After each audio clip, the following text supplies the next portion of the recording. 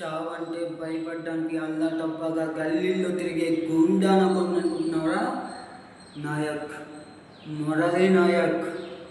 నేను చచ్చే ముందు 10 మందిని నాతో తీసుకెళ్తా. నేను చచ్చే ముందు కూడా నవ్వుతూ చనిపోతా. నా దేశం కోసం, నా ప్రజల కోసం నా ప్రాణాన్ని ఆపిగా ఇస్తా. నా ప్రాణం పోయినప్పుడు నా ప్రజలు నన్ను ఆపిగా సాగనింపుతారు. వాళ్ళ ప్రేమ చాలు నేను ఆపిగా చనిపోవడానికి.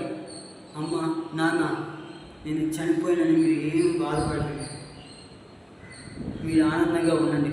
మా కొడుకు దేశం కోసం ప్రాణాలు అర్పించాడు అని ఒక ధైర్యంగా ఉండండి.